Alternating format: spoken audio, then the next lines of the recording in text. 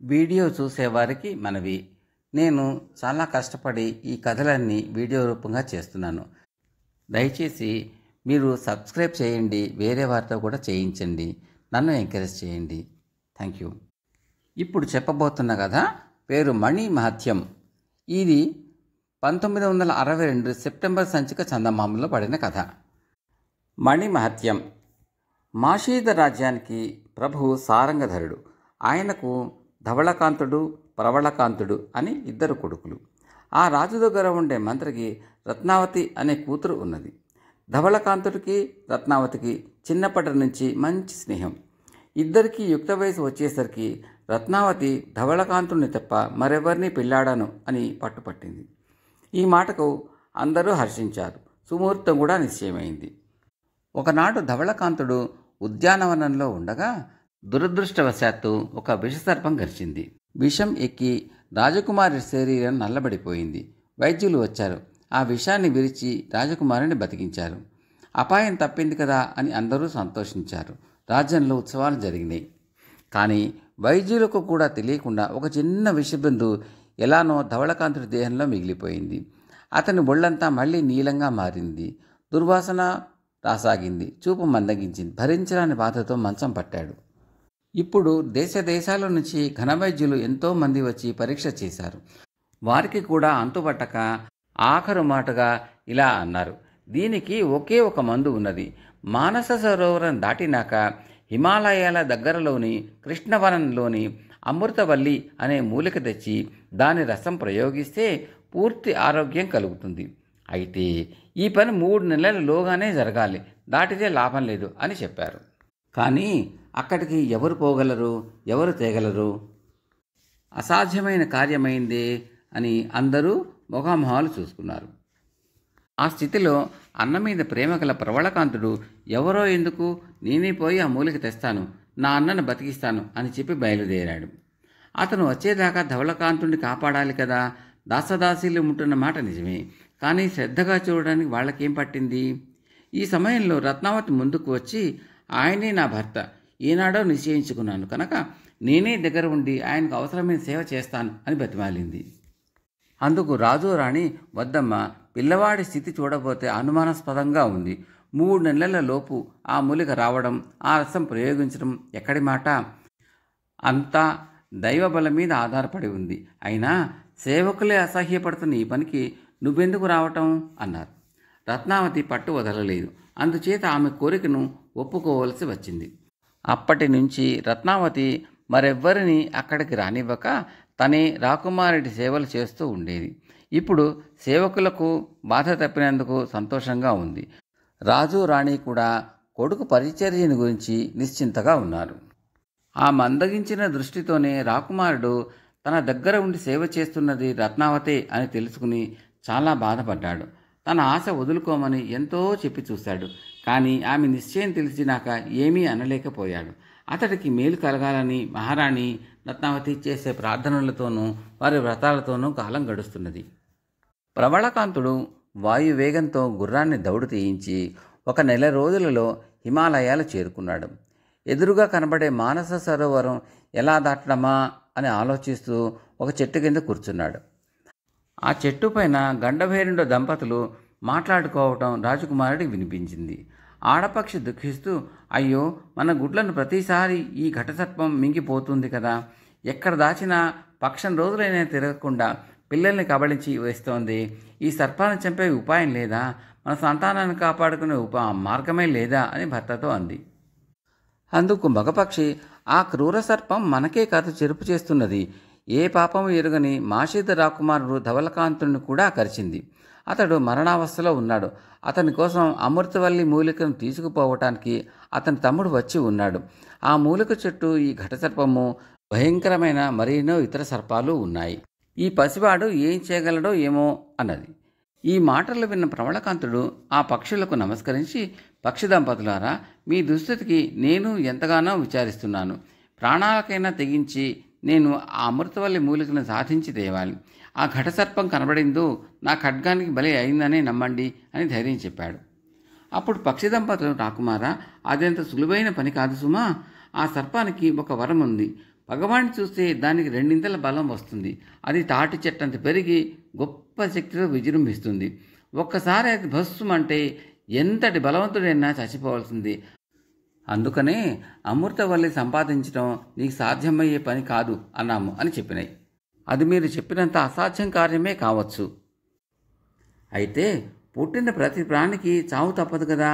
అందుచేత ఈ ఘటసర్పం కూడా ఎప్పుడో ఒకప్పుడు చావవలసిందే అన్నాడు ప్రవళకాంతుడు. రాజకుమారుడి సాహసానికి పట్టుదలకు మగ గండభేరుండ పక్షి చాలా సంతోషించింది. అయితే రాకుమారా, ఒక చిన్న రహస్యం చెప్తా విను. మా జాతి పక్షుల ఎంగిలి ఆ సర్ప కడుపులోకి ఏ విధంగా వెళ్ళినా సరే దానికి మరణం తప్పదు.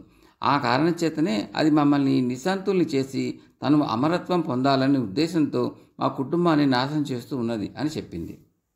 ఈ మాట వినగానే ప్రవళకాంతుడు ఒక యుక్తి పన్నాడు. ఆ సమీపంలో ఒక ఋష్యాశ్రమం, ఆ ఆశ్రమంలో కొన్ని ఆవులు కనిపించేసరికి అక్కడికి పోయి ఒక చట్టితో పాలు కొంచెం తెచ్చాడు. ఆ పాలు పక్షుల వద్దకు తీసుకువెళ్ళేసరికి అవి వాటిని ఎంగిలి చేశాయి. పైగా ఆ చట్టి ఫలానా చోటు పెట్టమని చెప్పి ఒక బాగా ఆనవాళ్ళు చూపించినాయి. అవి చెప్పినట్టే చేసి రాకుమారుడు చాటున దాక్కున్నాడు. అది ఆ ఘటసర్పం రోజు వచ్చిపోయే దోవ. మామూలు వేళకు అది వచ్చింది. చట్టిలో పాలు చూడగానే ఆశపడి అవన్నీ ఒక్క గుక్కలో తాగేసింది. అంతే, వెంటనే అది తాటి చెట్టంత పెరిగి విరుచుకుపడి చచ్చింది. జన్మశత్రువైన ఘటసర్పం ఇలా చచ్చిపడిపోవడంతో గండభేరుండాలో అంతులేని సంతోషం పొందినాయి. అవి ప్రవళకాంతుడితో, రాజకుమారా, ఇక నీ కార్యం జయమైనట్టే.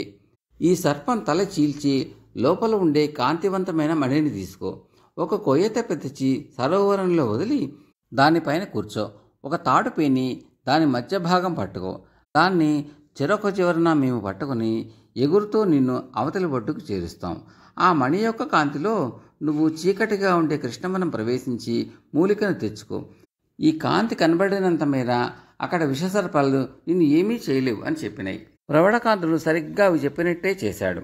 వైద్యులు చెప్పిన లక్షణాలు గల అమృతవల్లిని చేత పట్టుకొని పక్షి దంపతుల సహాయంతో యువతలకు వచ్చాడు. పక్షి దంపతులు మళ్ళీ ప్రవళకాంతుడితో, రాజకుమారా, సమయం మించకుండా ఇంటికి పోయి నీ అన్నను బతికించు. నీ శ్రమ సార్థకమవుతుంది. ఈ మణి గొప్ప మహిమ కలది. దాని కీలకాన్ని చెబుతాం, తెలుసుకుని మేలు పొందు. దీన్ని తాకితే అనారోగ్యులు ఆరోగ్యవంతులు అవుతారు. ఇది ఎప్పుడైనా ఒకవేళ నల్లబడింది అనుకో, నువ్వు చేయవలసిన కర్తవ్యాన్ని నీకు సూచిస్తున్నది అని తెలుసుకో అంటూ పక్షులు ఎగిరిపోయినాయి. గడువుకు ముందే ప్రవళకాంతుడు ఇల్లు చేరుకున్నాడు. ధవళకాంతుడికి వైద్యులు అమృతవల్లి చికిత్స ప్రారంభించారు. రాజకుమారుడు ఎప్పుడు ఆరోగ్యవంతుడు అవుతాడా, ఎప్పుడు చూస్తానా అని తప్పించిపోతున్న రత్నావతి సంతోషం చెప్పతరం కాదు. లోపల ఉండి ఆమె ధవళకాంతుడికి శుశ్రూష చేస్తూనే ఉంది ఇన్నాళ్ళు. అయినా అందరూ రాజకుమారుడి గురించి బెంగతో ఉండటం వల్ల ఆమె సంగతి ఎవరూ పట్టించుకోలేదు. ఇప్పుడు రత్నావతి గబగబా స్నానాల గదికి పోయి నిలువుటద్దం ముందు నుంచునేసరికి ముఖమంతా నల్లటి మచ్చలతో వికారంగా కనపడింది. ఒళ్ళు కృషించిపోయింది. తల దుబ్బుకుంటే జుట్టంతా రాలిపోయింది. రాజకుమారుడికి ఎక్కిన విషప్రభావం వల్లనే అతని సేవ చేసిన రత్నావతి ఇలా మారిపోయింది. ఇటువంటి వికృత ఆకారంతో ఎవరి ఎదుట పట్టడానికి మనస్కరించక పిట్టకైనా తెలియకుండా ఆమె ఇంటిలోంచి పారిపోయింది. ధవళకాంతుడు మరొక తగిన కన్యను చూసి పెళ్లాడాలి అని కోరుకుంటూ రత్నావతి ఒక దేవాలయం ముందు భిక్షుకిగా కూర్చుంది. అయితే ఆమె రూపమంతా మారిపోవటం వల్ల ఆమెను ఎవరూ గుర్తించలేదు. 2 రోజుల్లో ధవళకాంతుడు పూర్తి ఆరోగ్యంతో లేచాడు. లేవగానే, నా రత్నావతి ఎక్కడా, నన్ను కాపాడిన రత్నావతి ఎక్కడా అంటూ తహతహలాడాడు. రత్నావతి అంటూ తెలియక అందరూ ఆమెను వెతుకుతూనే ఉన్నారు. ఇప్పుడు ధవళకాంతుడు మళ్ళీ రత్నావతిని గురించి బెంగపడసాగాడు. ఇదిలా ఉండగా ఒకనాటి ఉదయం కోనేటి గట్టున దేవాలయపు అర్చకుడికి ఒక ఉంగరం దొరికింది. దానిమీద ధవళకాంతుడి పేరు కనబడేసరికి అర్చకుడు ఉరకలు వేసుకుంటూ తెచ్చి దాన్ని రాజకుమారుడికి ఇచ్చాడు. అది లోగడ ధవళకాంతుడు తన ప్రేమ చిహ్నంగా రత్నావతి వేలికి పెట్టిన ఉంగరం. ఉంగరం కోనేటి గట్టున దొరికింది అనగానే రాజకుమారుడి మనసు పరిపరి విధాల పోయింది. రత్నావతి ఈ కోనేటిలో పడి ఆత్మహత్య చేసుకుని ఉంటుంది. ఆమె శరీరం కృషించిపోవడం వల్ల ఉంగరం వేలి నుండి జారి కింద పడిపోయి ఉండాలి. కష్టదశలో నన్ను కాపాడిన రత్నావతే లేనప్పుడు నేను బతికి ఏం చేయాలి? అనుకుంటూ తను కూడా ఆ కోనేటిలో పడబోయాడు.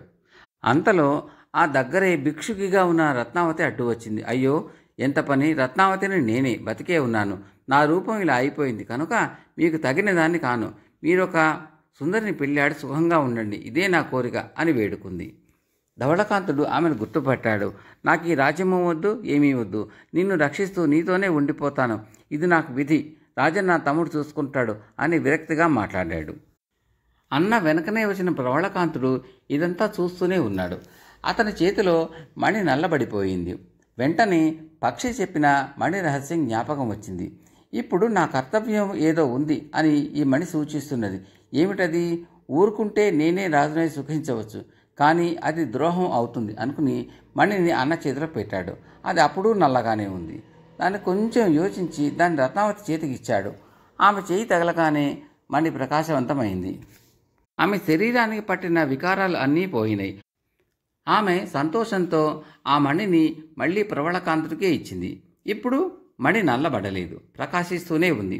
రత్నావతి సంతోషమే రాకుమారుడి సంతోషం కనుక ఆ క్షణం నుంచి ధవళకాంతుడి జీవితం కూడా దేదీప్యమానంగా ప్రకాశించసాగింది. అందరూ చాలా కాలం సుఖంగా ఉన్నారు. కథ సమాప్తం.